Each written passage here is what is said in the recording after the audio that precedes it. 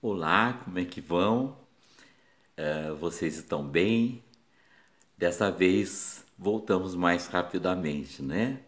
O cronograma do mês colocou a gente para estarmos com vocês nessa semana, já no mês de abril, e para nós termos esse momento de reflexão naquilo que nós chamamos de escola dominical, não é? Então é que nós temos sempre pessoas que nos acompanham, assim como nossos colegas, né? Outros professores e professoras da escola, e temos tido boas experiências, não é? Com esse trabalho online. E durante um bom tempo eu trabalhei com vocês a respeito de maturidade cristã. Hoje eu estou tomando a liberdade de trazer um pouco de reflexão a respeito de matemática que está preocupando bastante a nossa sociedade contemporânea, que em termos seria a violência, a agressividade, não é? Esse espírito de vingança, de desamor, não é? De desrespeito que está pairando sobre a nossa sociedade, tem trazido muita tristeza, ansiedade, preocupação para pais, para professores, para lideranças, não é? E nós queremos estar buscando a palavra, a autoridade suprema do nosso Deus, para que Ele nos conduza, não é? Não só nas reflexões, mas também na prática de nossas vidas no dia a dia. Quero, como nós temos feito sempre, estar orando com vocês, ainda que rapidamente.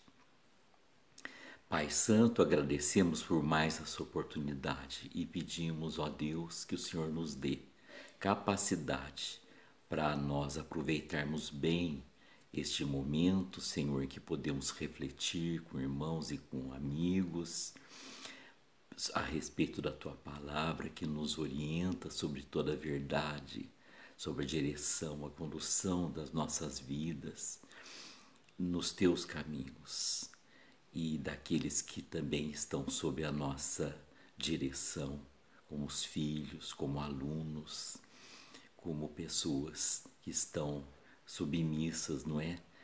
Ligadas à nossa liderança de alguma forma. E nós queremos a tua orientação, Senhor, para que tudo que for falado seja teu e nada seja nosso, ó Pai. Que nós sejamos instrumentos afinados nas tuas santas mãos. Nós oramos no nome de Jesus. Amém. O texto bíblico que eu separei como base, meus queridos, está no livro de Paulo, na carta de Paulo a Timóteo, a segunda carta de Paulo, no capítulo 3, alguns versículos, acho que até o versículo 5, diz assim, olha, quiserem abrir, né, 2 Timóteo 3, versículo 1. Mas você precisa saber disto, nos últimos dias sobrevirão tempos difíceis, pois os seres humanos serão egoístas, avarentos, orgulhosos, arrogantes, blasfemadores, desobedientes aos pais, ingratos, ímpios, sem afeição natural, implacáveis, caluniadores, sem domínio de si, cruéis, inimigos do bem, traidores, atrevidos, convencidos, mais amigos dos prazeres do que amigo de Deus, tendo forma de piedade, mas negando o poder dela. Fique longe também destes. É um texto bastante forte, talvez desagrade os ouvidos de alguns mais tolerantes com a situação mundial, mas acredito que aqueles que são honestos têm percebido que o mundo não caminha bem, não é? A nossa sociedade, a nossa civilização está chegando no ápice, né, de suas descobertas, da ciência, e o homem está cada vez mais produzindo e encontrando resultados maiores, não é? Fruto da razão, do intelecto que ele tem, não é? Da sabedoria que ele, durante todos esses anos, esses milênios de civilização, né? Ele foi adquirindo. Mas, infelizmente, ao mesmo tempo, a realidade descrita pelo apóstolo Paulo aqui, há quase 2000 anos atrás, é assustadora e é como se nós estivéssemos lendo o jornal de hoje. Né? Então eu fiz algumas anotações, quero não ser cansativo e mesmo porque também o nosso tempo aqui não pode extrapolar, né? Que nós estamos online, não podemos atropelar também o relógio, né? Mas os noticiários têm nos assustado a ponto de nós até evitarmos muitas vezes assistirmos jornais, ouvirmos pelo rádio, não é? Lermos jornais na internet, no Facebook, etc, etc. E tem sido, eu anotei aqui, tem sido preocupante, assustador, como eu já falei no começo, não é? Vemos notícias de filhos, de netos atacando avós, atacando pais, estudantes atacando professores, colegas de escola, atacando e muitas vezes não somente com uma violência de agressões, não é? Físicas, mesmo verbais, mas também chegando às últimas consequências de tirar a vida das pessoas, como nós vimos nos últimos dias, jovens tirando a vida de professor, idoso, né? Não era somente uma professora, mas era uma idosa que merecia todo o respeito, né? Como qualquer ser humano. E ela muito mais ainda, acredito, não é? Pedófilos assediando crianças, não é? Produzindo vídeos promíscuos, pornográficos, usando crianças, não é? Temos visto jovens dominados pela internet, viciados e cumprindo ordens, propostas de games pelo simples fato de estimular a sua adrenalina, não é? Porque perderam o sentido da vida, não encontram o sentido na vida, então estão procurando isto na adrenalina, não é? São jovens e até crianças e fatalmente temos visto também crescer entre nós o suicídio infantil, não é? Então, meus queridos, eu não quero nessa manhã de domingo, em plena Páscoa, não é? Estar trazendo uma mensagem tão pesada, mas o momento da Páscoa é o momento que fala de passagem, é o momento que fala de vida, não é? De libertação, de transformação, de passagem, não é mesmo? E isso tudo por causa da ressurreição de Jesus, que passa pela própria morte e ressuscita ao terceiro dia. E ele faz isso por nós, para que nós também fôssemos justificados das nossas culpas e saíssemos das trevas para a luz, passássemos da morte na qual estávamos para a vida eterna, não é? E também sem nos esquecermos da primeira Páscoa judaica, quando o povo é libertado da escravidão no Egito, não é? Não poderíamos estar conversando muito mais, mas é apenas para estar contextualizando tudo. Então, embora o tema seja um tema bastante difícil, não é?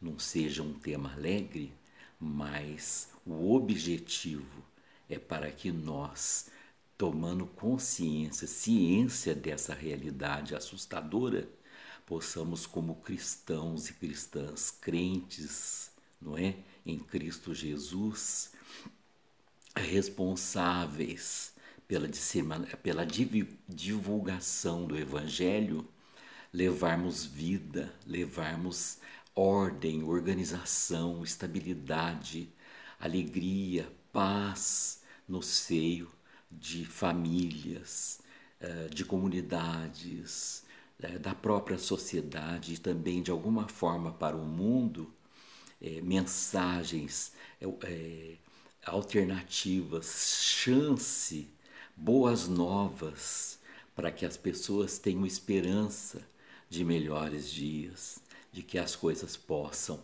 tomar um rumo de vida e não um rumo de morte, como nós temos visto, não é? Infelizmente. E eu então, decidido em fazer isso, não é? E preocupado e influenciado, né? E ultimamente, nos últimos dias, com a invasão daquele jovem numa creche, tirar a vida de crianças pequenas e traumatizar outras tantas e destruir a vida de pais e mães, não é? Pela morte tão trágica, tão horrenda de crianças tão inocentes. Nós não podemos ficar quietos. Como cristãos, nós temos que fazer alguma coisa em nome de Jesus. Aonde foi que a nossa sociedade começou a desviar-se, perder o rumo e estar chegando no ponto que chegou, não é? De maneira que as lideranças, sejam religiosas, sejam políticas, sejam educacionais, estão confusas e sem noção de como agir, não é? Para que isso seja revertido. Aonde foi que falhamos? Aonde que nós começamos a perder, não é? Perder o controle da situação. Então é isso que nós queremos pensar um pouquinho, né? Mesmo que a gente tenha que continuar num outro dia. Eu a princípio gostaria de dizer que além da crise moral que nós temos vivido, né? A crise social, a crise econômica que nós temos vivido, crise política, nós temos então que nesse momento, dado tudo isso que a gente falou e tem percebido, né? De nós estarmos refletindo sobre uma crise que talvez nós não tenhamos nos detido, não é o suficiente. Eu tenho chamado de crise de autoridade, não é? É uma crise terrível e, quem sabe, não valorizada como deveria, né? Avaliada como deveria, para que nós pudéssemos tomar atitudes, ações que fossem mais eficientes. Essa crise de autoridade, então, que nós gostaríamos de conversar um pouquinho. Talvez por a gente rejeitar tanto o autoritarismo, não é? Nós, como brasileiros, passamos por uma fase de autoritarismo, né? E o mundo, né? E também jovens que passaram por criação autoritária de pais mal informados, certamente, e também na religião, atitudes de autoritarismo, especialmente na Idade Média. Como exemplos, nós temos a Inquisição, não é? Que julgava as pessoas de uma maneira extremamente desumana, né? E sem autoridade, porém com autoritarismo. Então, talvez por a gente rejeitar tanto essa ideia, a gente tenha caído no outro extremo e chegado às raias da falta de limites, né? Eu coloquei aqui falta de limites, falta de critérios de valores, não é? Sejam quais forem, falta de senso do que é certo, do que é errado, do que é verdade, do que é mentira, do que é ético e do que é antiético, não é? E nós temos sido obrigados a viver com pessoas extremamente inescrupulosas e eu diria mais, amorais, não têm moral e nem são imorais, Elas são amorais porque não têm princípios, né? Não tem princípios, vale tudo. E nós temos visto a verdade ser relativizada. A verdade é relativizada. A Bíblia, Deus, Jesus, não relativiza a verdade. A verdade é uma só. Pilatos pergunta, mas qual é a verdade? Jesus responde, eu sou a verdade. Alguém diria, Jesus era muito arrogante. Não, eu diria, ele tem autoridade. Foi o único que teve autoridade para dizer, eu sou a verdade. Outros teriam dito, buscamos a verdade. E perguntado o que é verdade, onde está? Vamos pesquisar, vamos encontrá-la, vamos falar sobre ela. Jesus foi taxativo, categórico. Eu sou a verdade. Então, quando nós começamos a relativizar as coisas, talvez seja um dos motivos de estarmos encontrando essa debandada moral, social, de autoridade, como nós dissemos, não é? Também descontrole espiritual, relativização de tudo, muitas vezes em nome da diversidade, que é algo importante a ser considerado e respeitado, e em nome talvez da expressão, da livre expressão de cada um, da individualidade de cada um, que são coisas importantes a serem consideradas, porém, em nome dessas verdades, desses valores, nós prejudicamos um outro, não é? Colocando as coisas, nivelando tudo por baixo, né? Tudo por baixo, deixando então valer tudo e cada um tem a sua verdade e o que é certo para mim não é certo para o outro, ou o que é errado para mim, para o outro é certo. Então, as nossas crianças estão crescendo sem um referencial, não é? As famílias já estão com dificuldade nas suas estruturas, problemas de mães que estão criando os filhos sozinhos, pais que abandonaram, às vezes até pais cuidando dos filhos porque as mães abandonaram, crianças sendo criadas por avós, pela avó, não é? Sem condições muitas vezes físicas e materiais de criar, de formar aquela criança da forma ideal, né? Então, meus irmãos, é muito sério o que nós estamos conversando aqui, não é?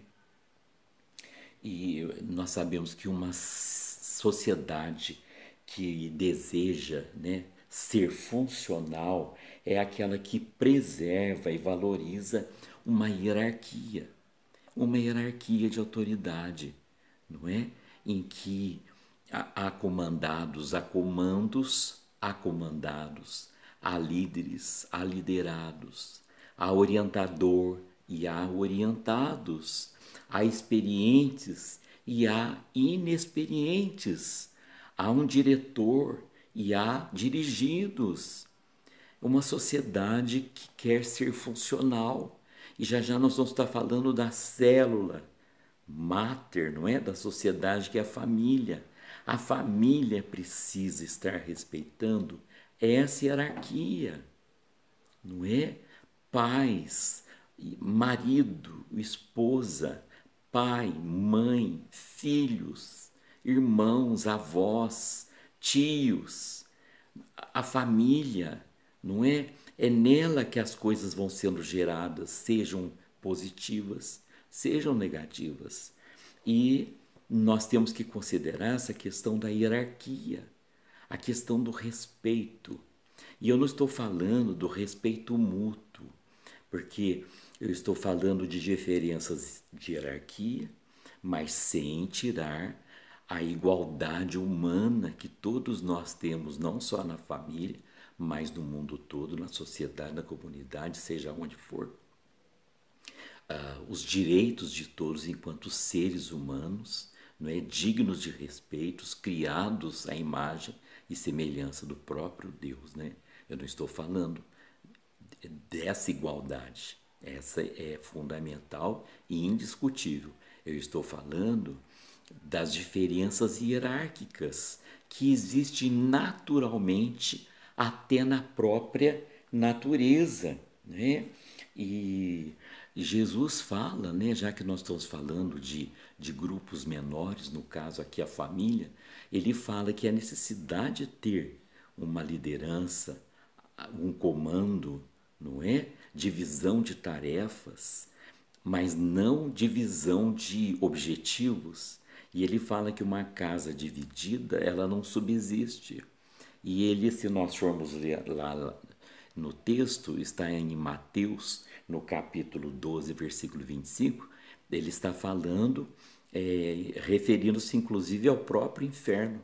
Ele fala que um reino, uma nação dividida, ela está fadada à destruição, a autodestruir-se e até o próprio inferno.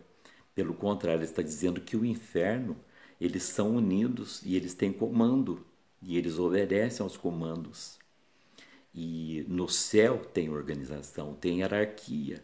E o próprio Deus se coloca, não é? Nos seus próprios mandamentos. Ele diz: amai a Deus sobre todas as coisas. E ele mesmo diz: a mim me pertence o poder, a mim me pertence a glória. Eu sou, ele diz, eu sou. Então, ele é o poder supremo a quem nós devemos toda a nossa obediência. O mundo tem tirado Deus dos seus planos, né?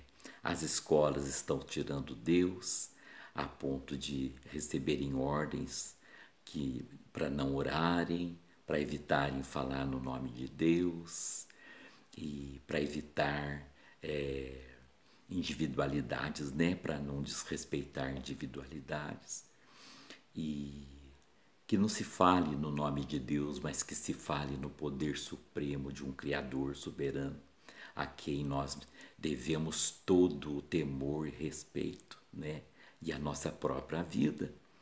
Então a política tem tirado Deus, né? Nós dizemos que Deus não tem que estar na política. E estamos chegando a um ponto de repente, até algumas igrejas tirarem Deus também do altar e colocarem outros valores. Não é? Nós temos ouvido tantas coisas assim, relativizando também a pessoa do próprio Deus. Não é? Então, nós estamos vivendo uma crise de autoridade, a começar pelo reino espiritual, pela área espiritual. Até onde Deus é o Senhor da minha vida, até onde o que Ele diz é lei para mim, é vida para mim, não é?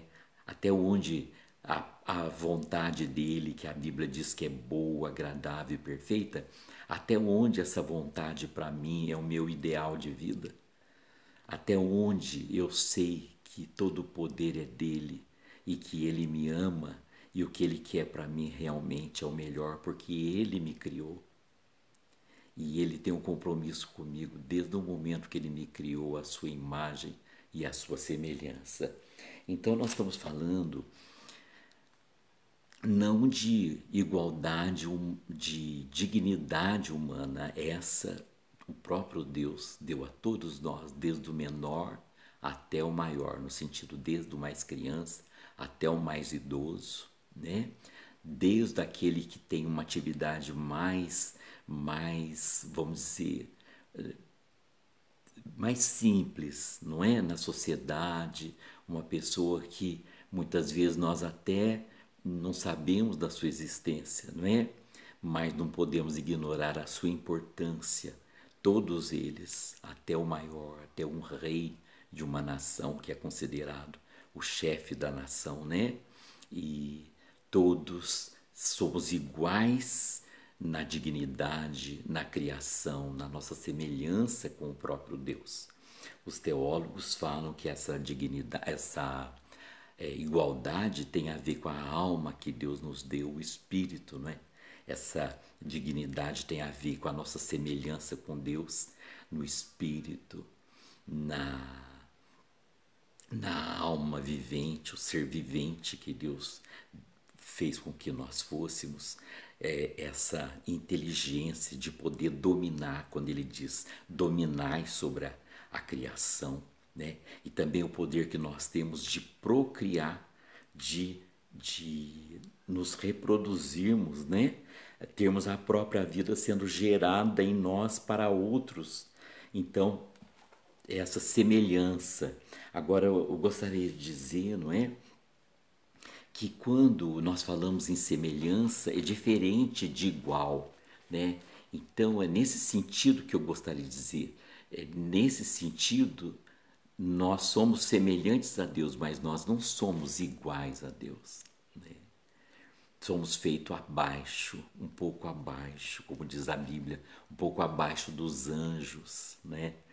E então há uma hierarquia.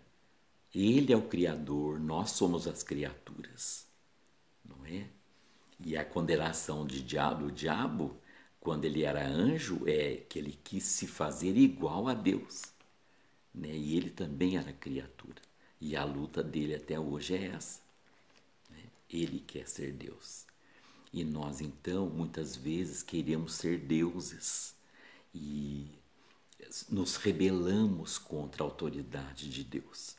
E isso começa a se refletir em todas as áreas da nossa vida. E eu queria voltar aqui porque eu fui buscar umas comparações à luz da matemática, né?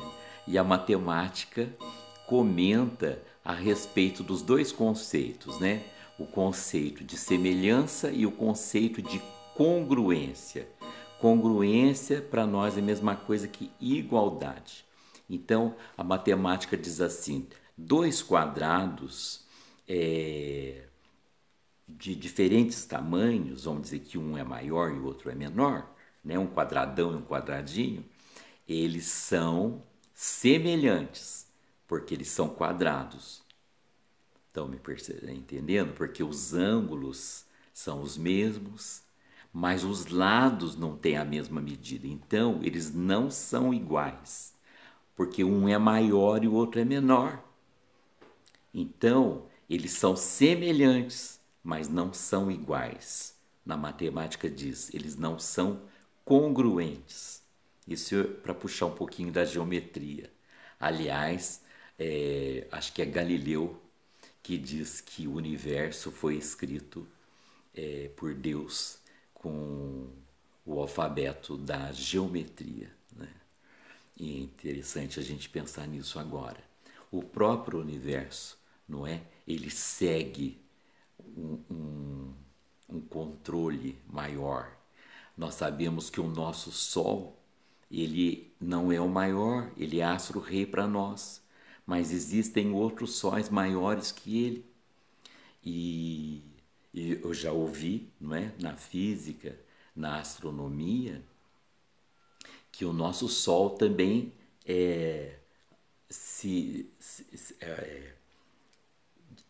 roda, né? Se movimenta, desculpe, faltou a palavra, se movimenta ao redor de um outro maior que ele. Ele tem a quinta grandeza, ainda existe um de quarta, existe um de terceira, um maior que o outro.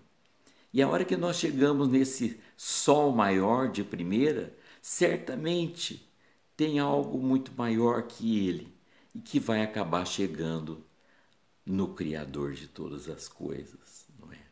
Alguém diria, foi o Big Bang?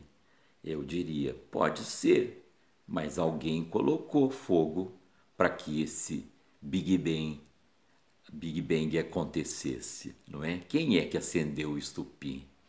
E quem é que, depois que as coisas se dividiram em outras tantas, não é? Se era uma força inicial, se dividiram em milhares de milhares de milhares de elementos no universo, quem é que foi colocando tudo a seu tempo, não é? No seu controle e numa ordem matemática que encanta cientistas há séculos, até os dias de hoje, não é?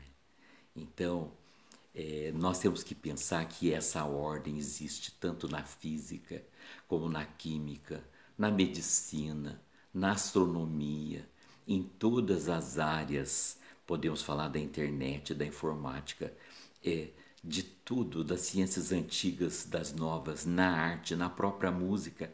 Há uma ordem estabelecida. E se nós desobedecemos essa ordem, nós vamos sofrer as suas consequências, não é? Então, eu gostaria de estar me apressando um pouquinho, não é? Que nós precisamos estar refletindo, né, a respeito disso. Jesus diz: por que vocês me chamam Senhor, Senhor, e não fazem o que eu vos mando? Então nós somos chamados a obedecer a alguém maior que nós. E eu gostaria de trazer isso para a questão da hierarquia na nossa família, hierarquia na escola, hierarquia nas comunidades, hierarquia nas igrejas, dos grupos religiosos. Está sendo perdido o controle do que é dever de um. Todos somos criados com propósitos. Paulo fala lá na carta aos Romanos, ele fala que a igreja é como um corpo, vários membros. Então tem os líderes, tem os apóstolos, tem os mestres, não é? Tem aqueles que oram, tem aqueles que fazem diversos trabalhos, assim como o corpo. Membros que nós achamos que são mais importantes, membros que são menos importantes, mas todos contribuem para a unidade do corpo, para a saúde do corpo, para a boa funcionalidade do corpo, não é? E aí, nesse sentido, um não é mais importante que o outro, mas cada um tem que exercer seu papel. E voltando então ao nosso tema inicial, alguém não está cumprindo bem o seu papel. E eu queria falar aqui especialmente dos pais, das mães, as casas, a sociedade. Ela é gerada no seio, no âmago de um lar, não é? Seja o pai, a mãe e uma criança, um garotinho, uma garotinha, não é? Se tem mais um irmãozinho, se tem um irmão mais velho, não é? Se tem, às vezes, se cria um primo, se cria, tem uma criança adotada, se tem uma pessoa, uma secretária do lar ali que ajude nas tarefas, que trabalhe, né, profissionalmente, que nós chamamos de empregada doméstica. Então, essa família precisa ter um comando. E eu volto a dizer, não é autoritarismo, é autoridade. E a autoridade do pai e da mãe é uma conquista moral, ela tem um caráter de força moral, é natural. O pai e a mãe não precisam ficar intimidados de usar. Então, muitas vezes, o pai e a mãe precisam dizer não. Muitas vezes é preciso explicar por que não. Às vezes o não já está subentendido, então dispensa comentários. A disciplina é necessária. Não estou falando de castigo, mas de disciplina, não é? De privação, não é? E mesmo de regras a serem cumpridas, de tarefas a serem cumpridas, de saber dizer não na hora certa, saber dizer o sim, dizer porquê das coisas, o diálogo, o amor, mas a firmeza, porque é a autoridade do pai e da mãe.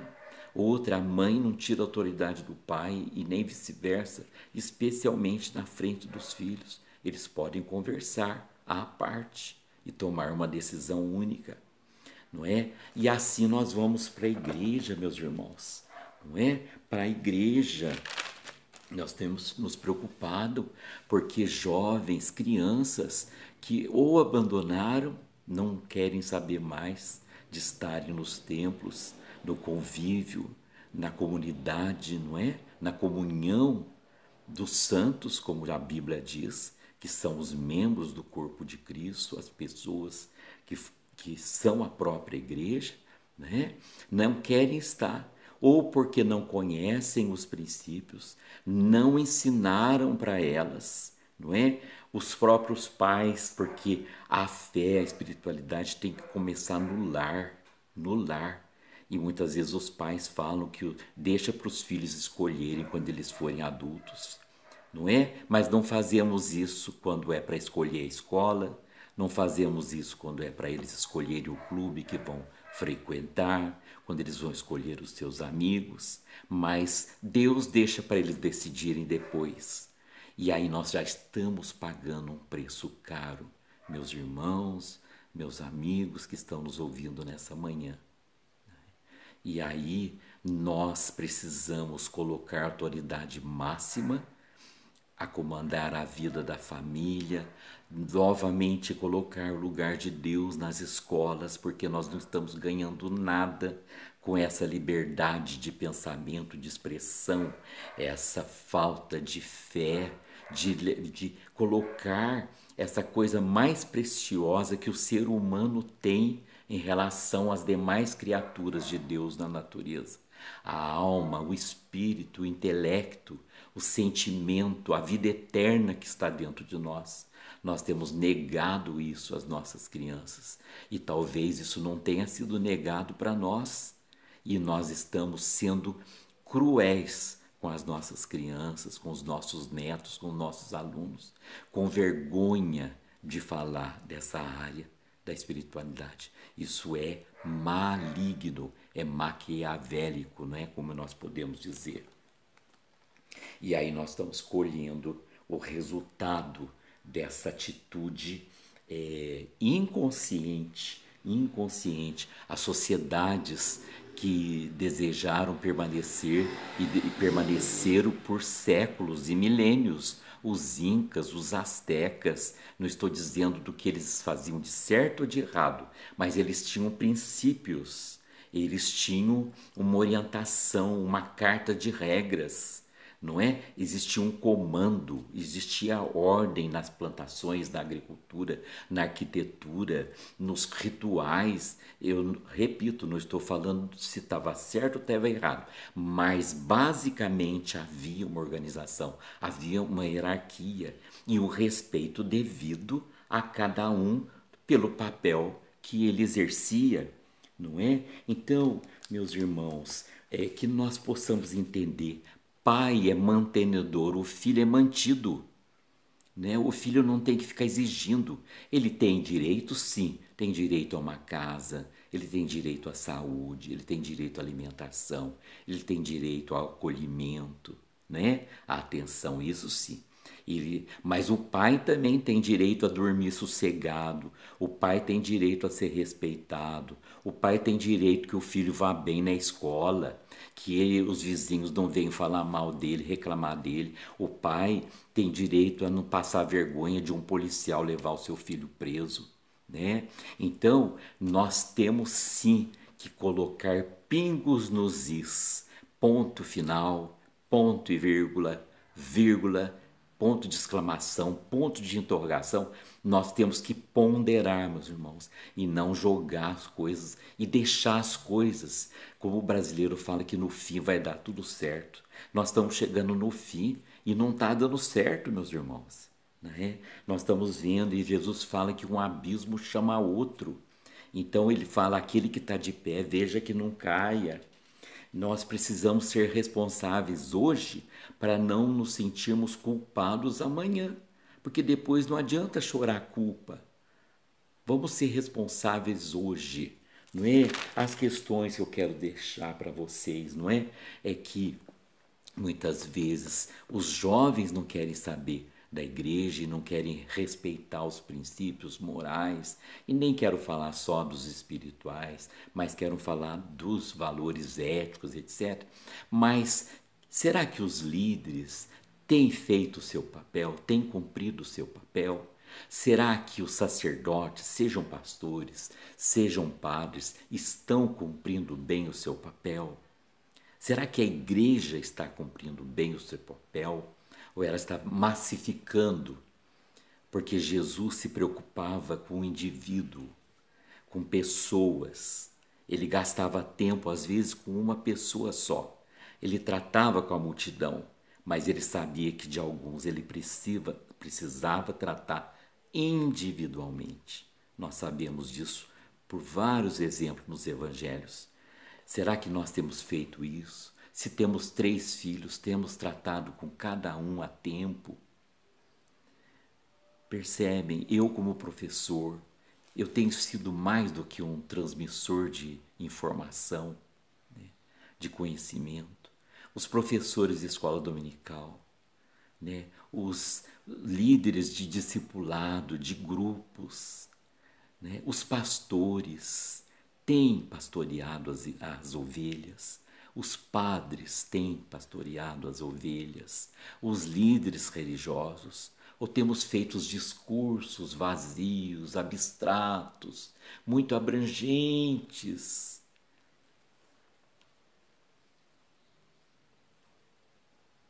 É isso, meus irmãos. Somos dignos, somos diferentes, somos semelhantes entre nós, semelhantes ao nosso Criador. Somos iguais, sim, nesse sentido, mas não somos iguais quanto aos papéis. E Deus nos criou cada um com um propósito, e Deus deu papéis diferentes para cada um de nós, nos vocacionou. Ele desenhou cada um de nós, ainda no ventre de nossa mãe, e depois jogou o croquis fora. Somos diferentes. Eu preciso saber qual o meu papel, qual o propósito da minha vida, por que Deus me colocou aqui, para quê? E eu preciso estar cumprindo, respeitando o papel do outro, mas o outro também me respeitando e entendendo que há papéis que estão acima de nós, não em importância, mas em responsabilidade. A Bíblia fala que a quem muito foi dado, muito será exigido. Então, o professor é mais que o aluno. O professor tem muito mais conhecimento, muito mais experiência, muito mais tempo de vida do que aquela criança que está na mão deles, a ponto dos pais confiarem o seu filho àquele professor. E assim os pais, os filhos. Percebem? É uma autoridade que o próprio Deus deu, porque é assim que funciona, né, o plano de Deus para a humanidade. Para que, meus irmãos, nós não corramos o risco da nossa civilização ser destruída da maneira como nós estamos vendo, que fatalmente parece que estamos indo em direção a ela a passos largos.